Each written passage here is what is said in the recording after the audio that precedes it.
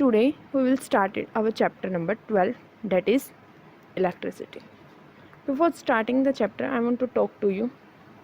Okay. यहाँ पर कुछ स्टूडेंट्स ऐसे होंगे जिनको ये चैप्टर समझ नहीं आ रहा है, उन्होंने एक दो बार रीडिंग ले ली है, तो ठीक है, आपको डरने की ज़रूरत नहीं है। हम इसमें हर टर्म को अच्छे से एक्सप्लेन करने वाले हैं, अच्छे से समझने वाले हैं। अगर आपको फिर भी डाउट रहे तो आप कमेंट सेक्शन में पूछें, मैं उसका रिप्लाई ज़रूर दूँगी आपको, ठीक है। अब कुछ स्टूडेंट्स ऐसे होंगे जिनको समझ आ चुका है अपने स्कूल या यू कैन से कोचिंग क्लासेस, कहीं भी जहाँ से आप पढ़ते हैं ट्यूशन से, ठीक है, वो एक्स्ट्रा नॉलेज चाहते हैं। एक्स्ट्रा नॉलेज मीन्स किसी कॉम्पिटिटिव एग्ज़ाम के लिए प्रिपरेशन करना चाहते हैं, तो मैं इस डिस्क्रिप्शन बॉक्स में कुछ लिंक्स दूँगी।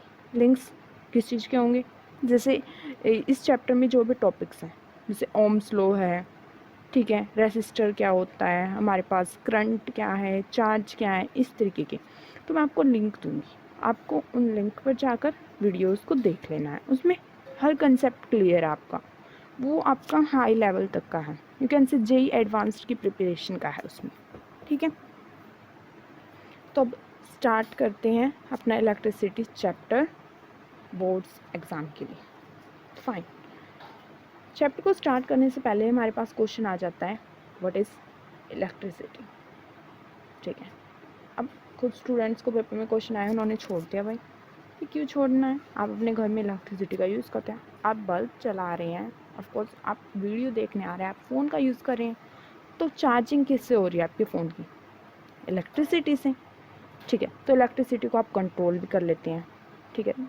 कैसे कंट्रोल कर लेते हैं, अब आप पूछेंगे, स्विच है, उनको ऑन ऑफ करके आप फ़ैन को ऑन कर सकते हैं, ऑफ़ कर सकते हैं, इसका मतलब क्या, आप इलेक्ट्रिसिटी को कंट्रोल कर रहे हैं, ठीक है। ये तो बात हो गई कि इलेक्ट्रिसिटी को कंट्रोलेबल, ठीक है। अब क्वेश्चन आता है कि इलेक्ट्रिसिटी है क्या, ठीक है। It is a convenient form of energy for a variety of uses. Electricity क्या है, एनर्जी की एक फॉर्म है जो यूज़ होती है होम्स, स्कूल्स, हॉस्पिटल्स, इंडस्ट्रीज़ और बहुत सारी जगह, ठीक है। अब क्वेश्चन आता है, ठीक है भाई, इलेक्ट्रिसिटी हमारी क्या है, एनर्जी की फॉर्म है, कंट्रोलेबल होती है, ठीक है।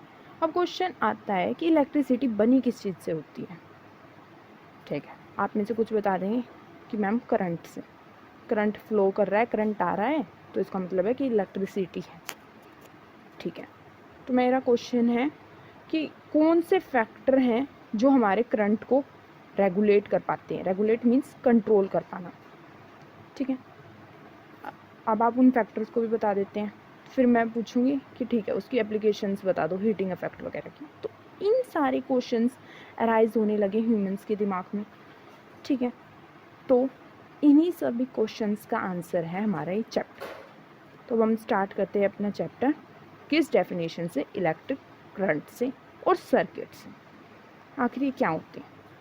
Now see, we are familiar with air current and water current.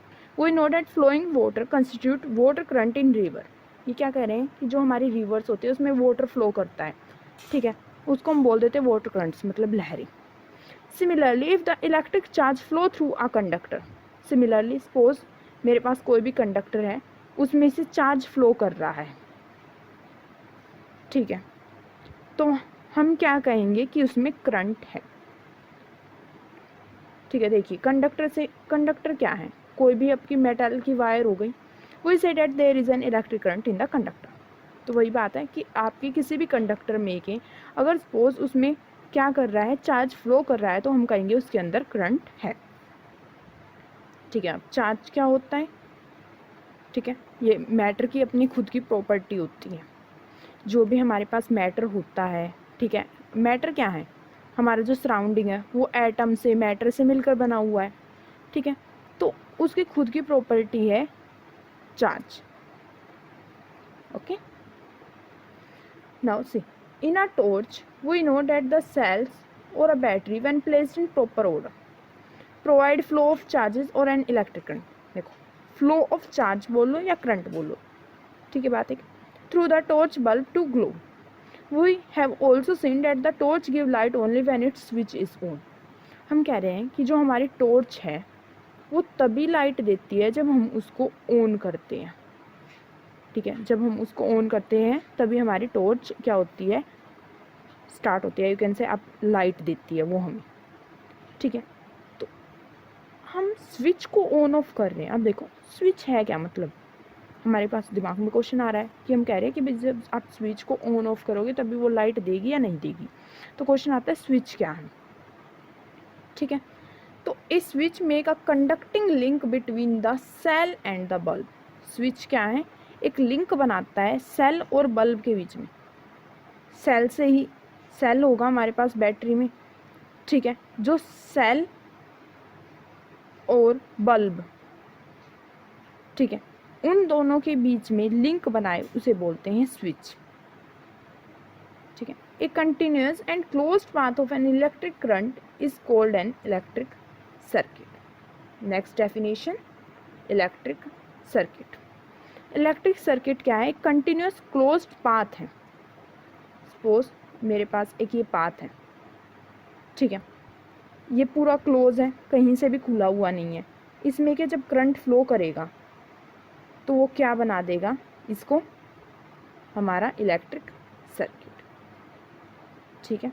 तो हमारी दो डेफिनेशंस हो चुकी हैं अब तक, स्विच क्या है और इलेक्ट्रिक सर्किट क्या है हमारा, ठीक है। Now if the circuit is broken anywhere और the switch of the torch is turned off, किसी भी टॉर्च का स्विच बंद होना, ठीक है, और ये आप क्या बोल सकते हैं, सर्किट का टूटना।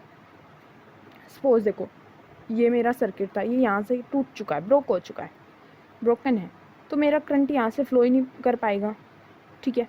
करंट फ्लो नहीं कर पाया क्लोज्ड पाथ पे, तो इसका मतलब सर्किट नहीं बना, तो हमारा बल्ब क्या होगा, नहीं ग्लो करेगा। क्यों नहीं किया ग्लो, क्योंकि हमारा करंट था वो प्रॉपर फ्लो नहीं कर पा रहा, ठीक है। How do we express electric current, ठीक है। अब हम देखते हैं इलेक्ट्रिक करंट क्या है। हम सर्किट को जान चुके हैं, सर्किट क्या होता है, स्विच को जान चुके हैं, स्विच क्या होता है। अब हम देखते हैं व्हाट इज इलेक्ट्रिक करंट, ठीक है। Electric current is expressed by the amount of charge flowing through a particular area in unit time. Okay, इसका मतलब क्या है, सपोज मेरे पास एक ये कंडक्टर है, ठीक है, कंडक्टर से कंफ्यूज मत हो। सपोज मेरे पास एक वायर है, इसमें के जितना चार्ज फ्लो करेगा ना एक टाइम में, पर यूनिट टाइम में, उसे हम करंट बोलते हैं, ठीक है। जितना चार्ज फ्लो कर रहा है एक यूनिट टाइम में उसे करंट बोला जाता है, okay. Now in circuits using metallic wire electron constitutes the flow of charge. Okay, क्या कह रहे हैं कि इलेक्ट्रॉन के कारण चार्जेस का फ्लो होता है, ठीक है। इसका मतलब है कि चार्ज क्या है, एक तरीके से इलेक्ट्रॉन है, ठीक है, और इनकी वैल्यू कितनी होती है 1.6 इंटू 10⁻90। ये आपने पहले पढ़ रखा है अपनी 7th 8th 9th क्लासेस में, ठीक है। तो अब देखते हैं, अब क्या कह रहे हैं कि इलेक्ट्रॉन के कारण ही चार्ज है। बेसिकली हम क्या कह रहे हैं, चार्ज ही इलेक्ट्रॉन है, ठीक है। तो जब इलेक्ट्रॉन है या कैन से चार्ज है तभी सर्किट में क्या है, करंट है, ठीक है। तो अब बोला जा रहा है कि हमारे पास ना करंट, तो हमें बहुत पहले पता लग गया था कि हमारे पास करंट होता है सर्किट में, इलेक्ट्रॉन की डिस्कवरी बाद में हुई, ठीक है। इस लाइन का मतलब ये है कि electron were not known at the time and the phenomena of electricity was observe. जब इलेक्ट्रिसिटी के फिनोमिनास का पता लग गया था तब तक इलेक्ट्रॉन की डिस्कवरी नहीं हुई थी, ठीक है। So electric current was considered to be, तो इससे पहले इलेक्ट्रिक करंट को क्या माना जाता था कि वो पॉजिटिव चार्जेस के कारण फ्लो करता है, ठीक है। तो इसका मतलब क्या हुआ, पॉजिटिव चार्जेस के कारण फ्लो करता है, इसका मतलब क्या हुआ, हमारे पास सपोज एक सर्किट है, ठीक है, ये मेरा पॉजिटिव टर्मिनल है, ये मेरा नेगेटिव टर्मिनल है, तो पॉजिटिव के कारण फ्लो करेगा, ठीक है, ऐसे फ्लो करेगा, पॉजिटिव से निकलेगा, ठीक है। तो ऐसे टाइम के साथ साथ हमें पता लगने लगा कि जो हमारा करंट होता है वो नेगेटिव फ्लो ऑफ इलेक्ट्रॉन के कारण होता है, ठीक है, इलेक्ट्रॉन के कारण होता है जो नेगेटिव होते हैं। तो अब जब तक काफ़ी हमारी क्या कहते हैं ये सब हो चुकी थी, चैप्टर्स बन चुके थे, थ्योरी बन चुकी थी, तो कहने लगे कि कन्वेंशनली आप कन्वेंशन कर लो कि जो करंट होता है वो हमेशा इलेक्ट्रॉन्स के अपोजिट फ्लो करता है, इलेक्ट्रॉन्स के अपोजिट। ठीक है, इस पर हमने इतना ज़्यादा डिस्कशन क्यों किया, ये आपके बोर्ड्स में तो नहीं पूछा जाता है, बट ये बेसिक नॉलेज के लिए काफ़ी इंपॉर्टेंट है।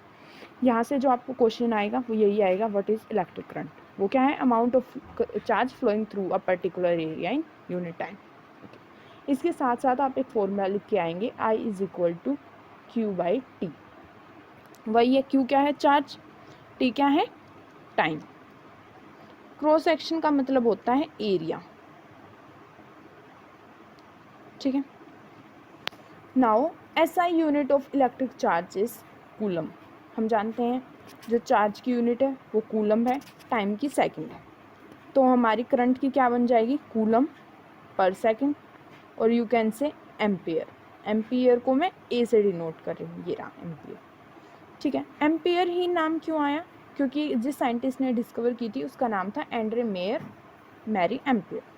Okay, now the question arises, define 1 ampere. 1 ampere क्या होता है। देखो, आपको रट्टा मारने की कोई ज़रूरत नहीं है, क्रैमिंग की कोई ज़रूरत नहीं है, आप यहाँ से देखेंगे इस चीज़ से। ठीक है, देखते हैं हम क्या है। 1 एम्पियर करना है तो 1 कूलम और 1 सेकंड होगा, तो हमारे पास एम्पियर भी 1 होगा।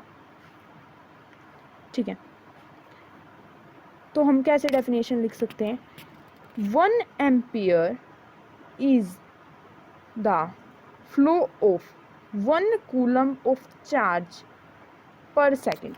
पर second means 1 second. Okay, that is 1 ampere is equal to 1 coulomb per 1 second. Suppose आपको ये भी याद होने में प्रॉब्लम आ रही है, तो आप क्या बोलो, 1C/1S, इतना हम जानते हैं। ठीक है, ये नॉर्मल है, 1C/1S मतलब 1 कूलम पर 1 सेकंड। तो क्या है, जब भी ऐसा आ जाता है इसका मतलब होता है ratio. It is the ratio of 1 coulomb to 1 second. ठीक है, आपको ये टर्म लर्न करने में प्रॉब्लम आ रही है तो आप सिंपल याद करेंगे कि it is the ratio of 1 coulomb to 1 second. Okay, now next is small quantities of currents are expressed in milliamperes और microampere। ठीक है, जितनी भी आपकी सपोज चार्ज ही है उसकी कूलम है, तो हम उसमें भी बोल देते हैं 1 कूलम, 1 मिली कूलम, 1 माइक्रो कूलम। ठीक है, ऐसे ही माइक्रो एम्पेयर है, मिली एम्पेयर है। ठीक है, तो मिली का मतलब क्या होता है, 10⁻³ और माइक्रो का मतलब क्या होता है, 10⁻⁻6। ठीक है, अब बोल रहे हैं, देखो अब कह रहे हैं हमारे पास कि आपके पास करंट तो फ्लो कर रहा है किसी सर्किट में। ठीक है, हमें पता लग गया करंट भी क्या है, सर्किट भी क्या है। अब पूछेंगे आप कैसे मेज़र कर सकते हो इस करंट को। तो करंट को मेज़र करने के लिए, मेज़र करना मतलब उसकी वैल्यू को पता करना है कि कितना करंट है, 2 एम्पियर है, 3 एम्पियर है, 1 एम्पियर है, 0.5 है, 0.9 है, कितना है। उसके लिए एक डिवाइस होती है जिसे हम बोलते हैं ammeter. Okay, an instrument measure electric current in a circuit, it is always connected in series। ठीक है, जो एमीटर होता है वो हमेशा सीरीज में कनेक्ट होता है। अब यहाँ से क्वेश्चन आ सकता है कि सीरीज में क्यों कनेक्ट होता है, तो मैं उसके लिए यहाँ बताकर आपको पजल नहीं करूँगी। अगर आपको जानना है तो मैंने वीडियो बना रखी है, आप उसको देख लीजिए। ठीक है, हम बिल्कुल इजी रखते हैं। यहाँ पर हमें पता लग गया एमीटर एक डिवाइस है जो हमारे करंट को मेज़र करेगी। ठीक है, और वो हमेशा सीरीज में होती है। अब क्या कह रहे हैं, figure 12.1 shows the schematic diagram. ठीक है, एक डायग्राम को शो कर रही है वो, देखते हैं हम फिगर 12.1 क्या है। ये रही हमारी फिगर 12.1। देखो, ये हमारा सेल है, यहाँ प्लस शो हो रहा है, इसका मतलब ये पॉजिटिव टर्मिनल है बैटरी का। ठीक है, ये हमारे पास माइनस है, इसका मतलब ये नेगेटिव टर्मिनल है बैटरी का। दूसरा हमारे पास की, यू कैन से स्विच, जिससे आप ऑन और ऑफ करते हैं। एक है बल्ब, ओके, ये सब जानते होंगे। एमीटर जो हमें बताएगा करंट की वैल्यू कितनी है, और करंट को हमने आई से डिनोट करता है। अब देखो, जो करंट है उसको हमने ऐसे बनाया है सर्किट में, सी जो करंट है मेरा वो ऐसे फ्लो कर रहा है सर्किट में, ऐसे। ठीक है, इसका मतलब वो पॉजिटिव टर्मिनल से निकल रहा है बैटरी के। फाइन, अब आप लर्न करेंगे कि हाँ भाई करंट है जो पॉजिटिव टर्मिनल से फ्लो कर रहा है, ठीक है, आपको लर्न कर लिया। लर्न करने की ज़रूरत नहीं है, सिंपल सी बात है।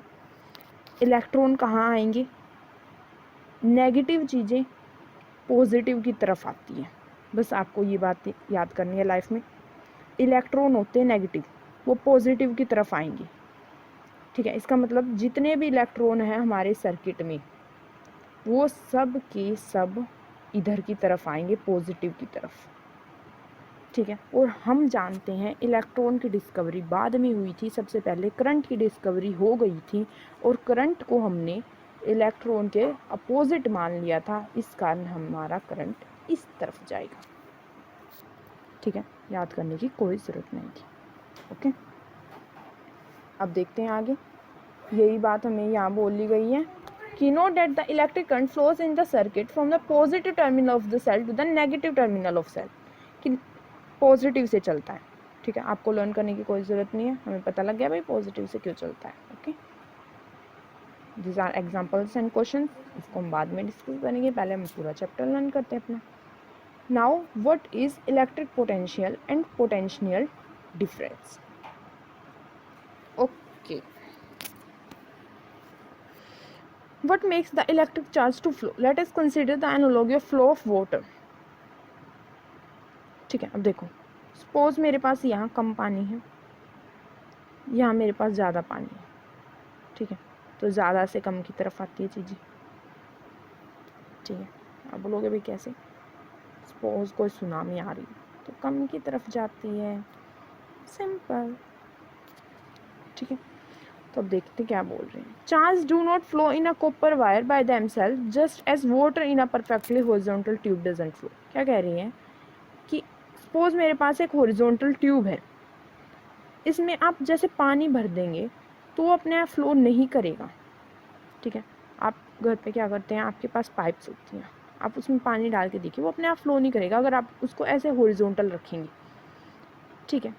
तो ऐसे ही बोल रहे हैं कि कंडक्टर में, जैसे पाइप में, पाइप को कंडक्टर समझो, पाइप में वाटर अपने आप फ्लो नहीं कर सकता, ऐसे ही कंडक्टर में चार्ज अपने आप फ्लो नहीं कर सकता, ठीक है। तो कैसे फ्लो करेगा, अब देखते हैं। If one end of the tube is connected to a tank of water kept at high level, ठीक है। क्या बोल रहे हैं कि सपोज मेरे पास ये एक हाई लेवल है, ठीक है, मैंने यहाँ हाई लेवल पर पानी रख रखा है, ठीक है, तो लो लेवल पर आ जाएगा। क्यों आ जाएगा? क्योंकि प्रेशर अलग अलग है दोनों जगह, ठीक है। सपोज मेरे पास, सिंपल लेके चलते हैं, सपोज मेरे पास एक पाइप है, ठीक है, मैंने एक हाइट पर रख दी तो ऑटोमेटिकली पानी ऐसे नीचे की तरफ बहने लग जाएगा। क्यों? क्योंकि प्रेशर अलग अलग हो जाएगा, दो एंड्स के बीच में प्रेशर अलग है, हाइट अलग है, ठीक है। तो ऐसे ही क्या बोल रहे हैं कि for flow of charge in a conducting metallic wire the gravity of course has no role to play. Definitely gravity का तो रोल नहीं है भाई, इलेक्ट्रॉन मूव कर रहे हैं अब इसमें। तो यहाँ जैसे पानी के केस में हमारे पास प्रेशर का डिफरेंस था, ऐसे ही चार्ज के केस में हमारे पास प्रेशर का डिफरेंस होना चाहिए, ठीक है। प्रेशर कैसा? इलेक्ट्रिक प्रेशर, जिसे आप पोटेंशियल डिफरेंस भी कहते हैं, ठीक है। सिंपल देखो, हमारे पास कोई भी पाइप है, जब उसको हम नॉर्मल रखते हैं तो उसमें वाटर फ्लो नहीं कर पाता। जब आप उसको थोड़ा सा उठा लेंगे, सपोज इसको मैंने एक हाइट पे दिया, तो पानी अपने आप ऑटोमेटिकली नीचे आने लग जाएगा। ऐसे ही सेम चार्ज की बात है, ठीक है। चार्ज अपने आप नहीं चलता, पानी क्यों चला? क्योंकि प्रेशर अलग अलग हो गया था, ठीक है। पानी को चलाने के लिए भी हमें किसकी ज़रूरत पड़ी? प्रेशर की। तो ऐसे ही चार्ज को चलाने के लिए भी हमें प्रेशर की ज़रूरत पड़ती है, और इस प्रेशर को हम इलेक्ट्रिक प्रेशर, यू कैन से पोटेंशियल डिफरेंस कहते हैं, ठीक है। Now see the difference of potential may be produced by a battery consisting of one or more electric cell। अब हमने कहा ठीक है भाई प्रेशर के कारण चल रहा है, अब प्रेशर बनता कैसे है?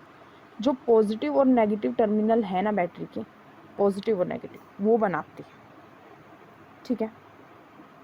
उनके अंदर एक केमिकल एक्शन होता है within the cell, generate the potential difference across the ठीक है, केमिकल एक्शन होगा, मतलब क्या केमिकल एक्शन से मतलब क्या है, इनके बीच में कुछ रिएक्शन होगी जिसके कारण पोटेंशियल डिफरेंस बन जाता है। ठीक है, when the cell is connected in a conducting circuit element, the potential difference set the charge in motion in the conductor and produce an electric current। ये वही बात है कि पोटेंशियल डिफरेंस के कारण ही, पोटेंशियल डिफरेंस बोल लो या इलेक्ट्रिक प्रेशर, अभी हमने बात की इलेक्ट्रिक प्रेशर या पोटेंशियल डिफरेंस। ठीक है, पोटेंशियल डिफरेंस बोलेंगे आप। बैटरी देखो, या कैसे नेम याद करें, पोटेंशियल। बैटरी क्या देती है, एक पोटेंशियल, पोटेंशियल को V से डिनोट करते हैं। ठीक है, तो पोटेंशियल डिफरेंस, कुछ डिफरेंस होगा तभी चीज़ें फ्लो करती हैं। सपोज ज़्यादा पानी है, यहाँ कम पानी है, तभी फ्लो कर रहा है, इसका मतलब डिफरेंस है। ऐसे ही जब ज़्यादा पोटेंशियल होगा तभी वो फ्लो करेगा, तभी डिफरेंस आएगा, तो इसलिए हमने इसको बोला है पोटेंशियल डिफरेंस। ठीक है, now in order to maintain the current in the cell has to expend its chemical energy stored in it। ठीक है, उसे एनर्जी लगानी पड़ती है, एनर्जी लगानी पड़ती है, वही बात है कि रिएक्शन होती है। Now we define the electric potential difference. अब आपके पास क्वेश्चन आ सकता है, डिफाइन इलेक्ट्रिक पोटेंशियल डिफरेंस, ये क्वेश्चन आ सकता है definitely. Now the electric potential difference between 2 points in electric circuit carrying some current as the work done to move a unit charge from one point to another। अब देखो, cram की कोई ज़रूरत नहीं है, सिंपल देखो, पोटेंशियल डिफरेंस को V से डिनोट करते हैं, हम इतना जानते हैं। ठीक है, तो अब हम डेफिनेशन बनाते हैं भाई, क्या हो सकती है, the potential difference between two ends of a circuit. ठीक है, कोई भी सर्किट होगा, is the amount of work done, मतलब काम करने, कितना काम हुआ वो है, amount of work done in taking a charge from one point, यहाँ से हम चार्ज को लेकर चले, ठीक है, टू द अनदर पॉइंट, इस पॉइंट तक। ठीक है, एक पॉइंट से दूसरे पॉइंट तक चार्ज को लाने में कितना काम हुआ, उसे हम बोलते हैं इलेक्ट्रिक पोटेंशियल डिफरेंस। देखो, आप इसको ऐसे समझ सकते हैं, एक टॉफी को इस टेबल से इस टेबल तक लाने में जितना आपको काम करना पड़ा वो है, ये टेबल पॉजिटिव, ये टेबल नेगेटिव, टॉफी आपकी हो गई चार्ज। ठीक है, और ये हो गई आप काम करने वाले। ठीक है, इसे बोलते हैं हम potential difference, PD short form. Okay, now V is equal to W/Q, work done to move a unit charge from one point to another, मतलब वर्क हुआ, वर्क पर यूनिट चार्ज। ठीक है, साथ में आप ये एक्सप्रेशन लिख के आएंगे अपने एग्जाम्स में, ये प्लस पॉइंट देता है आपको हमेशा, और ऐसा यूनिट बताएंगे वोल्ट। फिर वही क्वेश्चन आता है, वोल्ट क्यों ले लिए भाई, क्योंकि साइंटिस्ट का नाम अलेक्जेंड्रो वोल्टा था। ओके, सेम ऐसे क्वेश्चन आ सकता है, डिफाइन 1 वोल्ट, जैसे हमने 1 एम्पियर किया था, तो 1 एम्पियर को हमने कैसे किया, 1 कूलम पर 1 सेकेंड। ठीक है, it is the ratio of 1 coulomb पर सेकेंड। सिमिलरली अब हम क्या करेंगे, अपना 1 volt, 1 volt is the potential difference between 2 points in a current carrying conductor when 1 joule of work is done to move a charge of 1 coulomb from one point to another। ठीक है, simple सी definition है, 1 joule काम करने में, ठीक है, 1 coulomb को, 1 coulomb की मूवमेंट कर रहे हैं हम, वो क्या है, हमारा 1 वोल्ट है। या सिंपल कह सकते हैं आप, जैसे आपने 1 एम्पियर की डेफिनेशन ली थी, it is the ratio of 1 joule of work done to 1 coulomb charge. देखो, जो मैं आपको ये सेकंड डेफिनेशन बता रही हूँ रेशो की, ये आपको तब लिखनी है जब आपको बिल्कुल भी लर्न नहीं हो रहा, अदरवाइज आपको अपनी प्रॉपर डेफिनेशन लिखनी है। ठीक है, फाइन, आपको अपनी साइंटिफिक या यू कैन से टेक्निकल डेफिनेशन लिखनी चाहिए, क्योंकि देखो, ये तो मैंने इजी वे बता दिया कि भाई रेशो है, असलियत में है क्या, वो 1 जूल वर्क डन है। आपको पूरा बताना चाहिए ना कि ये सब कंडक्टर में हो रहा है, 2 पॉइंट के बीच हो रहा है, ठीक है, 2 पॉइंट के बीच हो रहा है, कंडक्टर में हो रहा है, क्या हो रहा है, 1 जूल ऑफ वर्क डन। किस लिए हो रहा है वो वर्क? एक चार्ज को मूव करने के लिए, ठीक है। सिमिलरली जैसे हम करंट को एमीटर से मेज़र करते थे, पोटेंशियल डिफरेंस को किससे मेज़र करते हैं? वोल्ट मीटर से। करंट एमीटर से, पोटेंशियल डिफरेंस करेंगे मेज़र हम वोल्ट मीटर से, ठीक है। पोटेंशियल डिफरेंस हम किससे करते हैं? वोल्ट मीटर से। एएस से याद कर लो, एएस सीरीज़ में एज आप बोलते हो ना, as you shall as you reap, okay. तो ऐसे आप याद कर सकते हैं कि जो एमीटर वो सीरीज़ में होता है और जो वोल्ट मीटर होता है वो पैरेलल में होता है, ठीक है। वीपी नंबर है हमारे पास, तो उसे आप लर्न कर सकते हैं। क्वेश्चंस बाद में करेंगे, हमने बोला है। नाउ अब सिंबल्स होते हैं हमारे सर्किट्स में कुछ, उन सिंबल्स को देख लेते हैं हम। अब हम काफ़ी देर से बोल रहे थे कि हमारे पास पॉजिटिव नेगेटिव, तो ये किसका सिंबल होता है? सेल, और यू कैन से बैटरी। अब देखो बैटरी क्या होती है? कॉम्बिनेशन ऑफ सेल, बहुत सारे सेल्स को जोड़ देना, क्या कहलाती है? बैटरी। अब देखो इसमें क्या किया, देखते हैं हम। पॉजिटिव, जो एक का नेगेटिव था उसको दूसरे के पॉजिटिव से जोड़ा, ठीक है, ऐसे नेगेटिव को पॉजिटिव से जोड़ा, तो ये हमारी क्या हो गई? बैटरी, ठीक है। स्विच, जब आपका स्विच ओपन होगा तो आप सिंबल यूज़ करेंगे ये, जब क्लोज होगा तो उसके बीच में एक डॉट लगा देंगे छोटी सी, ठीक है। इन सिंबल्स में हम आपकी ज़्यादा हेल्प नहीं कर सकते बिकॉज ये आपको लर्न ही करने हैं। बाकी टेंशन की कोई बात नहीं, जब आप ज़्यादा यूज़ करते हैं तो आपको ऑटोमेटिकली लर्न हो जाती हैं, ठीक है। अब मेरे को सारे सिंबल्स लर्न है बिकॉज मैंने यूज़ किए हैं, तो आपको टेंशन की ज़रूरत नहीं है। जब आप यूज़ करेंगे तो पक्का याद हो जाएंगे आपको, ठीक है। वायर जॉइंट को इससे, wire crossing without joint, suppose मैंने 2 वायर जोड़ रखी थी तो वो तो इससे जॉइन हो गई, एक डार्क डॉट लगा दी मैंने, ठीक है। सपोज मेरी वायर सिंपल जा रही है, एक वायर ये, एक वायर मेरे को यहाँ से लानी है, तो मैं डॉट नहीं लगाऊंगी, मैं ऐसे क्रॉस कर दूंगी कि वो क्रॉस कर गई, देखो क्रॉस, सी क्रॉस कर गई, ठीक है। तो उसका सिंबल ये है। बल्ब का सिंबल सिंपल जो अभी हमने यूज़ किया था, ऐसा तो आप नहीं बना सकते, ये सिंबल यूज़ करेंगे, ठीक है। रेसिस्टर सिंपल, अगर रेसिस्टर वेरिएबल है, वेरिएबल का मतलब होता है जिसकी वैल्यू को बदल सकें आप, ठीक है, तो आप बीच में ऐसा क्रॉस लगा देते हैं, सिंपल, ओके। अब जो वेरिएबल रेसिस्टेंस होता है ना, मतलब वो रेसिस्टेंस जिसकी वैल्यू को बदला जा सके उसे रियोस्टेट कहते हैं, ठीक है। अब आप क्वेश्चन पूछेंगे मैम आपने सिंबल तो बता दिया, हमें ये तो बता दो रेसिस्टेंस होता क्या है, ठीक है। वही हम बोल रहे थे, करंट फ्लो करेगा, करंट फ्लो कर रहा है, करंट फ्लो कर रहा है, तो हर चीज़ को रोकने वाला कोई ना कोई होता है, तो जो करंट को रोक ले उसे कहा जाता है रेसिस्टेंस, ठीक है।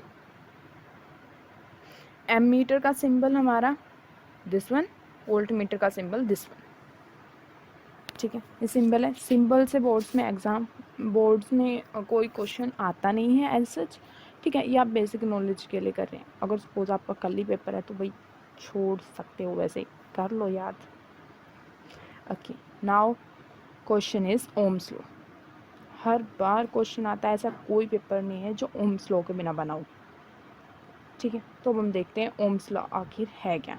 एक्टिविटी आप चाहें तो स्किप कर सकते हैं बिकॉज ये आपकी प्रैक्टिकल से रिलेटेड है, ठीक है। हम जनरल स्टडी करते हैं कि ओम्स लॉ क्या होता है, ठीक है। इन 1827 a German physicist George semen ओम, ठीक है, ये साइंटिस्ट का नाम है, आप सिंपल इतना भी कर सकते हैं, Simon Ohm, found out the relationship between the current flowing in a metallic wire and the potential difference across it terminal, ठीक है। क्या कह रहा है कि एक साइंटिस्ट था, उसने ना वी और आई के बीच में रिलेशनशिप निकाल लिया, ओके।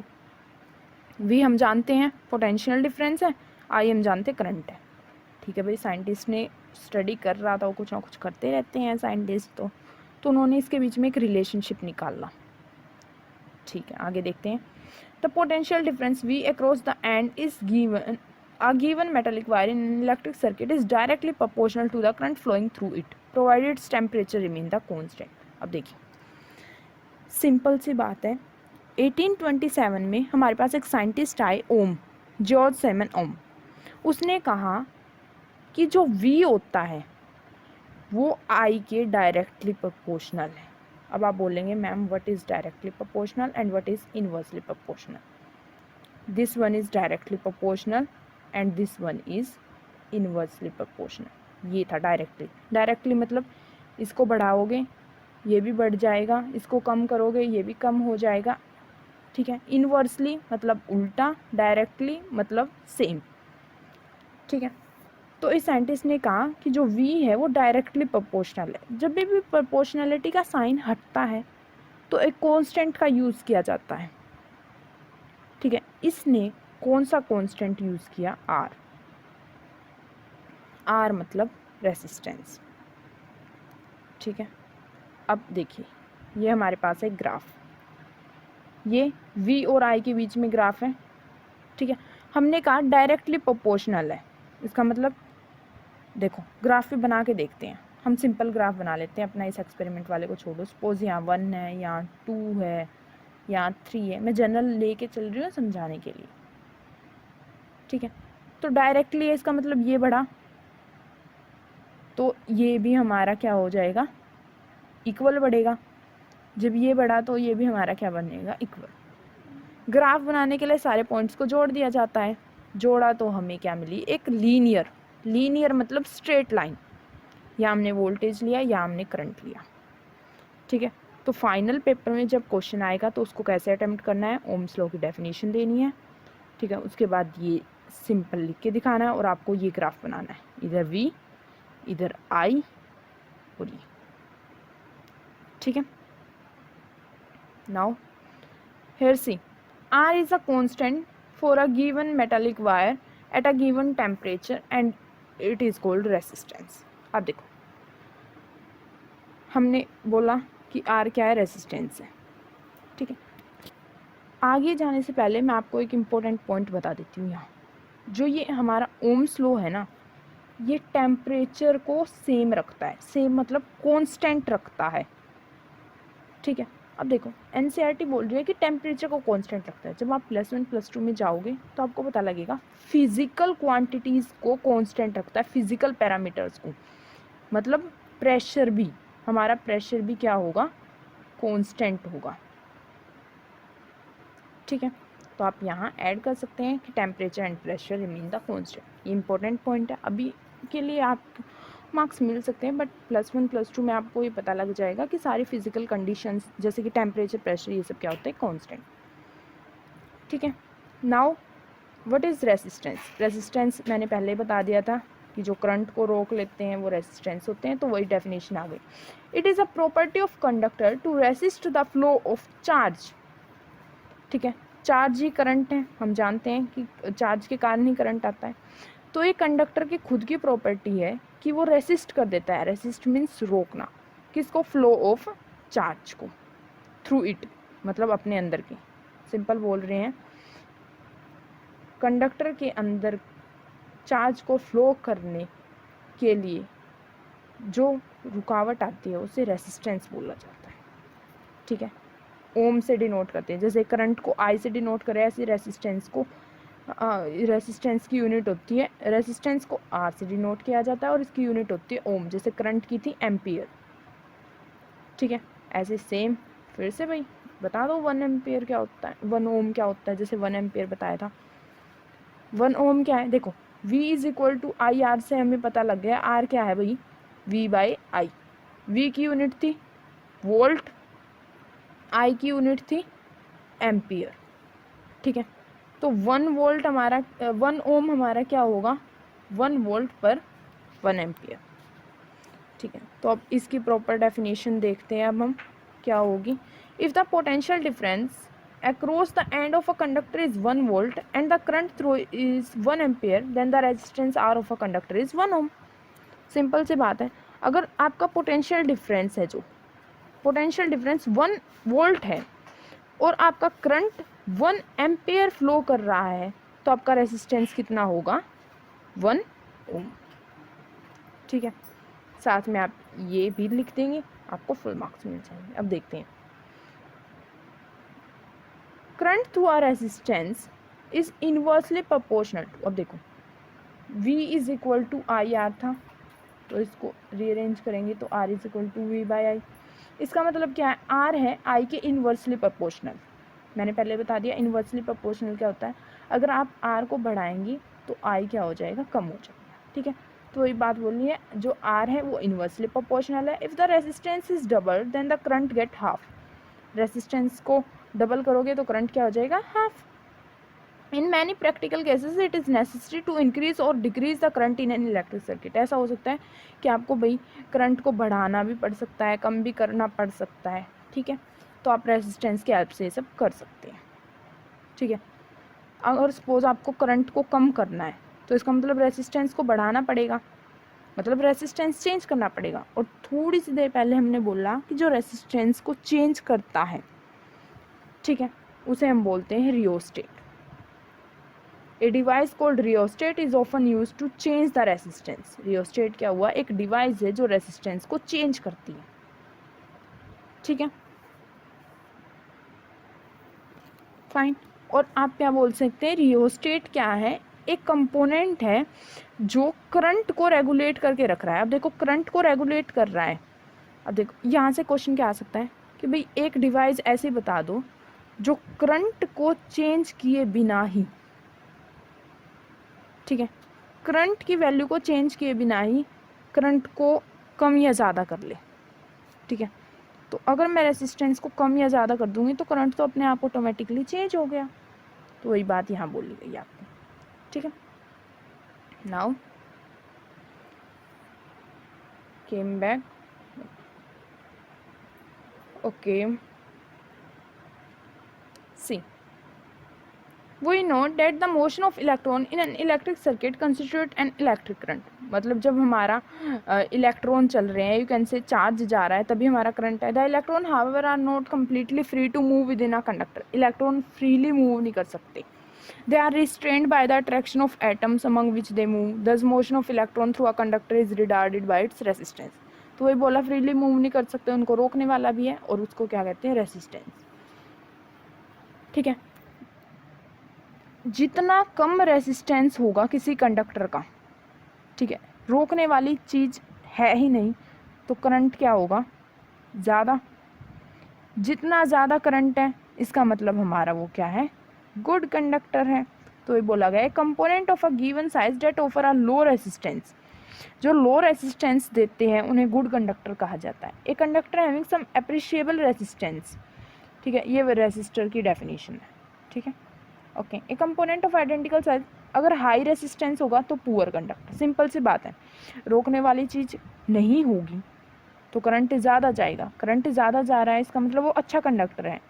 अगर रोकने वाली चीज़ ज़्यादा है इसका मतलब वो पुअर कंडक्टर है। ठीक है, now factors on which the resistance of a conductor depend. अब हम उन फैक्टर्स को देखते हैं जिनके ऊपर हमारे रेसिस्टेंस डिपेंड करता है। Fine, it is observed that the ammeter reading decrease to 1/2 when the length of wire is double। ठीक है, देखते हैं ये क्या बोल रहे हैं कि ना, हम ये चाहते थे कि रेजिस्टेंस किस चीज़ पे डिपेंड करता है, हम ये जानना चाहते थे, तो उसके लिए एक्सपेरिमेंट होने लग गया।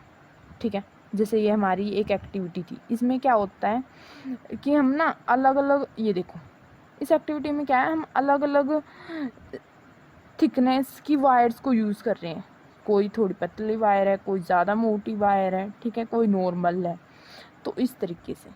तो उसका हम डायरेक्ट रिजल्ट देखते हैं। अब आपसे एक्टिविटी तो पूछ ही नहीं जाने वाले, हम रिजल्ट देखते हैं क्या हुआ। It is observe at the ammeter reading decrease to 1/2। ये देखा गया कि एमीटर था, जो एमीटर मीन्स करंट, ठीक है, वो डिक्रीज हो गया 1/2 से। जब लेंथ को डबल किया मैंने, जब लेंथ डबल हुई तो करंट मेरा हाफ कम हो गया। अब देखो करंट कम कब होता था, जब मैं रेसिस्टेंस को बढ़ा देती थी। इसका मतलब करंट कम हुआ है तो रेसिस्टेंस बढ़ा है। अब देखो करंट कितना कम हुआ, 1/2, इसका मतलब रेसिस्टेंस कितना बढ़ा, 2। लेंथ भी कितनी बड़ी थी, 2। इसका मतलब लेंथ बढ़ाने से रेसिस्टेंस बढ़ जाता है। ठीक है, ओके। फिर देखा कि जो एमीटर की रीडिंग थी वो इंक्रीज हो गई जब थिकनेस बढ़ा दी, thicker wire of the same material and of the same length is used in the circuit.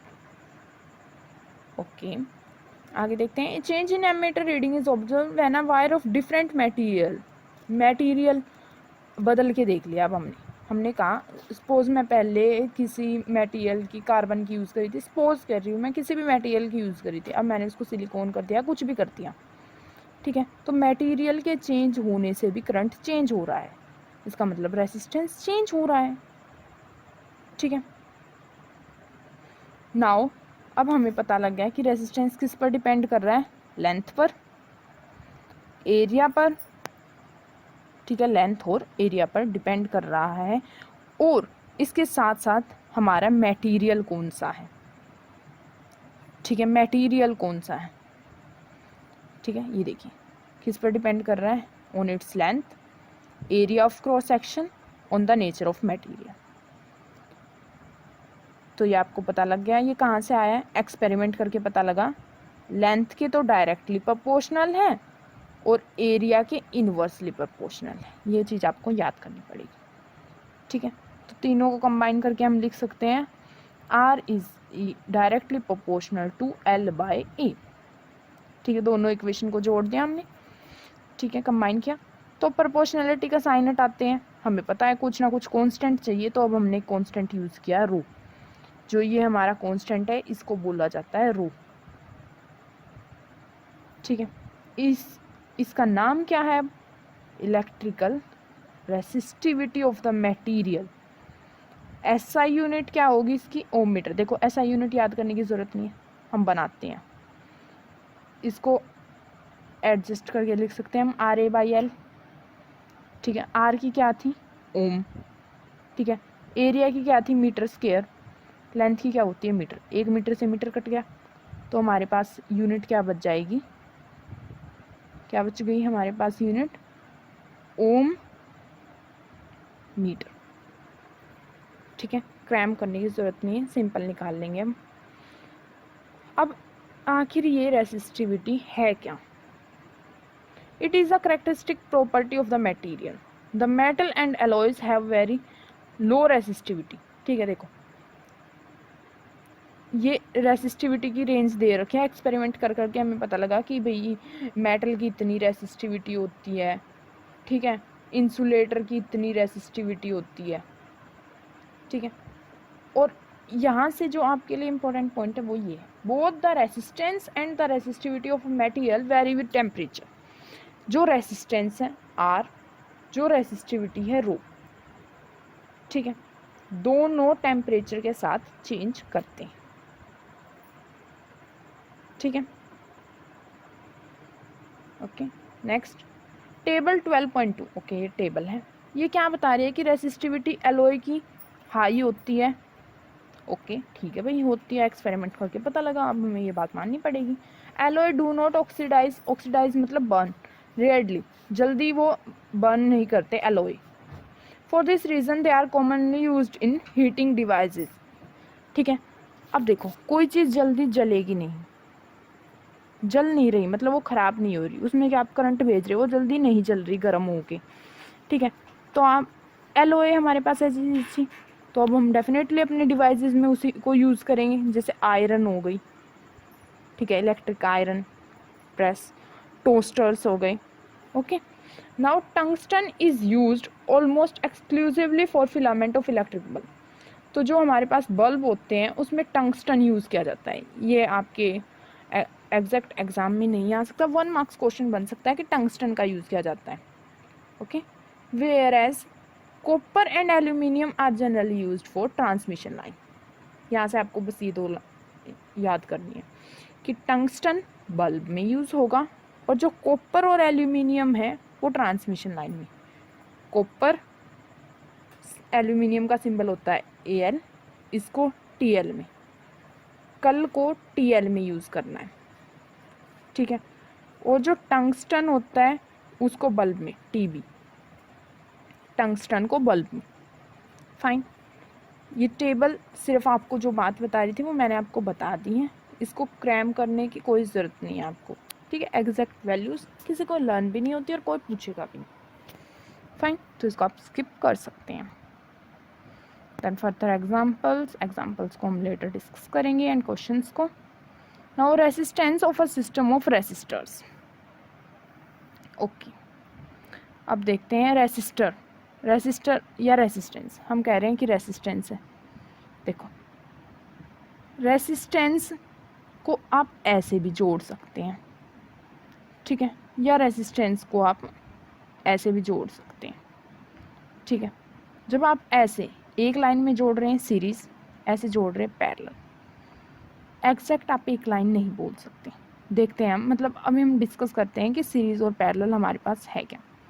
देखो, ये फिगर है हमारी रेसिस्टर्स इन सीरीज की, या यू कैन से रेसिस्टेंस इन सीरीज। फाइन, और जो हमारी ये सेकंड वन फिगर है ये है रेसिस्टेंस इन पैरेलल। तो जो इनके फॉर्मूले होते हैं उन पे क्वेश्चन आते हैं, ठीक है। तो अब हम पहले सीरीज का केस देखते हैं। Okay, resistors in series. Okay, तो जब हम रेसिस्टर इन सीरीज की बात करते हैं तो हम क्या कह रहे हैं कि क्या करंट सेम रहेगा।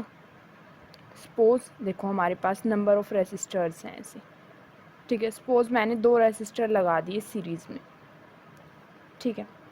ये R1 है रेसिस्टर 1, ये रेसिस्टर 2 है R2। क्या इनके अक्रॉस जो करंट है वो सेम रहेगा। अभी एक सिंपल क्वेश्चन था, ठीक है। तो इसके लिए हमें क्या करना पड़ा, एक्टिविटी करनी पड़ी। हमने उसमें क्या किया, 3 रेसिस्टर लिए जिनकी डिफरेंट वैल्यूज़ थी, उन्हें सीरीज़ में लगा दिया। 1 ओम 2 ओम 3 ओम किया और उनको 6 वोल्ट बैटरी से लगा दिया। उसके बाद एमीटर की रीडिंग चेक की गई। तो क्या कह रहे हैं कि जो वैल्यू ऑफ करंट था एमीटर में वो सेम आया। सपोज मैंने 2 रेसिस्टर लिए R1 एंड R2, ठीक है। इनके अक्रॉस मैंने एमीटर लगाया, तो जो एमीटर था वो क्या दिखाता है, करंट की वैल्यू, ठीक है। 1 एम्पियर है, 2 एम्पियर है, तो वो क्या कह रहा है, इसके अक्रॉस भी करंट सेम है, इसके अक्रॉस भी करंट क्या है, सेम है, ठीक है। फिर दूसरी एक्टिविटी परफॉर्म की गई जिसमें वोल्ट मीटर लगाया गया, ठीक है। इसके अक्रॉस वोल्ट मीटर, रेसिस्टेंस 1 के, रेसिस्टेंस 2 के अक्रॉस वोल्ट मीटर और रेसिस्टेंस 3 के अक्रॉस वोल्ट मीटर। तो हमने देखा कि जो V1 है वो V2 के इक्वल नहीं है, ठीक है। ऐसे ही V3 के भी इक्वल नहीं है, मतलब ये तीनों अलग अलग थे। इसका मतलब क्या हो रहा है कि जब आप किसी रेसिस्टेंस के अक्रॉस करंट को भेज रहे हैं, ठीक है, किसी रेसिस्टेंस के अक्रॉस करंट को भेज रहे हैं तो उसमें कुछ ना कुछ वोल्टेज कंज्यूम हो जाती है। मतलब जो रेसिस्टर होता है वो वोल्टेज ड्रॉप कर लेता है, ड्रॉप मतलब अपने अंदर ले लेता है। तो जो हमारी V1 वोल्टेज थी वो क्या होगी, जो सप्लाई हुई है यहाँ से जो वोल्टेज आ रही है, ठीक है, इसने कुछ वोल्टेज ले ली, इसका मतलब यहाँ वोल्टेज कम हो गई, तो ये हमारे पास V2 आई, फिर हमारे पास आई V3। तो ठीक है, अब हमें पता लग चुका है कि जब सीरीज़ की बात आएगी तो हमारी जो करंट है वो सेम होगा और जो वोल्टेज है वो डिफरेंट होगी। ओके, इसको आप कैसे रिमेंबर कर सकते हैं, SI, इसे कैसे लर्न करना है, SI यूनिट्स बोलते हैं ना हम, ठीक है। S मतलब सीरीज़ में क्या है, I, करंट सेम है। ओके, करंट सेम है तो दूसरी चीज़ क्या है हमारे पास, 2 ही चीज़ें हैं, I है, V है, ठीक है, V, तो करंट सेम है तो इसका मतलब क्या करेगा, वोल्टेज डिफरेंट होगी। ओके, नाउ अब जो टोटल वोल्टेज है हमारी सर्किट में उतनी ही रहेगी, V1 plus V2 plus V3। अब ओम्स लॉ से हम जानते हैं कि जो V होता है वो किसके इक्वल होता है, IR के। तो V1 की वैल्यू में निकालना चाहूँ तो क्या निकल जाएगी, V1, देखो यहाँ से हम V की वैल्यू निकालते हैं, V by R is equal to I होता है, ठीक है, मैंने बोला करंट सेम है, ओके, करंट सेम है। तो अब हम देखते हैं हमें क्या चाहिए, हमें चाहिए V1, V2 and V3। V क्या होता है, IR, करंट सेम है तो पहले के अक्रॉस भी I होगा, IR1, दूसरे के अक्रॉस IR2, थर्ड के अक्रॉस IR3। ठीक है, ये किसके इक्वल होना चाहिए, टोटल वोल्टेज की। ठीक है, अब टोटल वोल्टेज के अक्रॉस IR क्या होगा उसको देखते हैं अब हम हमारे पास क्या था, देखो सर्किट क्या था हमारे पास, ये वाला सर्किट था, ठीक है, जिसमें हमारे पास 3 रेसिस्टर थे। अब इसके इक्विवेलेंट मैं एक सर्किट बना देती हूँ, सपोज कि एमीटर आप ज्वाइन कर लेना, मैं सिंपल सर्किट बना रही हूँ यहाँ आपको कंसेप्ट समझाने के लिए, RS, या आप इसको R इफेक्टिव भी बोल सकते हैं। जो ये RS है, RS मतलब रेसिस्टेंस इन सीरीज S, ठीक है, अफेक्टिव भी बोला जाता है इसको। अफेक्टिव कैसे लिखेंगे आप, REEFF, इसे बोल देते हैं अफेक्टिव, फाइन, या RS लिख लीजिए। ये क्या है, अफेक्टिव रेसिस्टेंस क्या होता है, जो R1, R2, R3 तीनों का मिलकर काम करते हैं। ठीक है, सपोज मेरे पास यहाँ सिर्फ 2 ही रेसिस्टेंस थे, ये वाला पोर्शन नहीं था, तो R इफेक्टिव हमारा क्या हो जाता है, R1 और R2 दोनों का काम करने वाला। ठीक है, सिंपल बात ये है कि जो अफेक्टिव रेसिस्टेंस होते हैं वो क्या करते हैं, जितना इंडिविजुअल रेसिस्टेंस करंट को रोकते हैं, ठीक है, रेजिस्टेंस क्या करता है, करंट को रोकता है, उतना ये अकेला करंट को रोक लेगा। ठीक है, अपोजिशन करता है, रोकना मीन्स हेयर मोर प्रिसाइजली हम क्या बोलेंगे कि अपोजिशन प्रोवाइड करता है करंट को, ऑब्स्ट्रक्शन लाता है, रुकावट लाता है उसके पाथ में। ठीक है, इसके अंदर करंट कितना फ्लो कर रहा है, I, वोल्टेज कितनी है V, तो यहाँ से हमारे पास बन गया V = IRS। ठीक है, अब हम अपने फॉर्मूले में डालेंगे, इस वाले में V = V1 + V2 + V3 के में, तो हमें क्या मिलेगा, C, IR = IR1 + IR2 + IR3, I से कैंसिल आउट हुआ तो हमारे पास ये फॉर्मूला बच गया। क्या बच गया हमारे पास, RS = R1 + R2 + R3। ठीक है, अब देखो यहाँ एक लाइन लिखी गई है कि जो RS होता है वो बड़ा होता है इंडिविजुअल रेसिस्टेंस से। ये तो सिंपल सी बात है, RS बड़ा ही है क्योंकि वो तो इन तीनों का सेम है। ठीक है, ये काफ़ी इंपॉर्टेंट फॉर्मूला है जो आपकी +1 +2 में भी काम आएगा और कॉम्पिटिटिव एग्जाम में भी। ठीक है, resistance in series, resistance in parallel का हमेशा क्वेश्चन आता है। आपको क्या करना है, सिंपल आपको पहले ये डायग्राम बनाना है। ठीक है, उसके बाद हमने जो इक्विवेलेंट सर्किट का डायग्राम बनाया था वो बनाना है। देन आपने ये वाली लाइन लिखनी है, फिर बाय ओम्स लॉ ये होता है। ठीक है, उसके बाद सिंपल आपको वैल्यूज़ पुट करके एंड में ये फॉर्मूला निकाल देना है। ठीक है, फाइन, नाउ सी नेक्स्ट इस सेकंड केस हमारे पास क्या था, रेसिस्टेंस इन पैरेलल। तो पैरेलल में देखते हैं अब हम, पैरेलल में जब ऐसे ही एक्टिविटी परफॉर्म की गई, जब हमने पैरेलल में ज्वाइन किया तो हमने देखा कि भाई जो वोल्टेज आ रही थी ना वो तो सेम थी, हर बार V थी।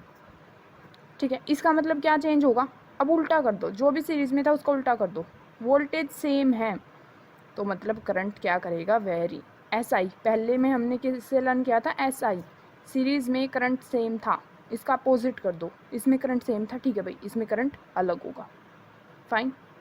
तो हम सिंपल करते हैं, तो हम जानते हैं कि जो I होगा वो किसके इक्वल होगा, I1 + I2 + I3। Ohm's law से हम जानते हैं V = IR होता है। ठीक है, I निकालेंगे तो क्या आ जाएगा, V/R। हमें पता है वोल्टेज सेम है अब की बार, तो I1 निकालूंगी वो क्या होगा, V/R1। I2 निकालूंगी वो क्या होगा, V/R2। I3 निकालेंगे तो वो क्या होगा, V/R3। क्यों, क्योंकि वोल्टेज क्या है, सेम है पैरेलल के केस में, फाइन। तो फिर हमने क्या किया है, जस्ट फॉर्मूले में पुट की है अपनी वैल्यूज़, ओके। और V कैंसिल आउट होके हमारे पास ये फॉर्मूला आ जाता है। ठीक है, इस फॉर्मूले को भी आपने लर्न करना है, ये बहुत इम्पोर्टेंट है। फाइन, ये था हमारा resistance in series and resistance in parallel.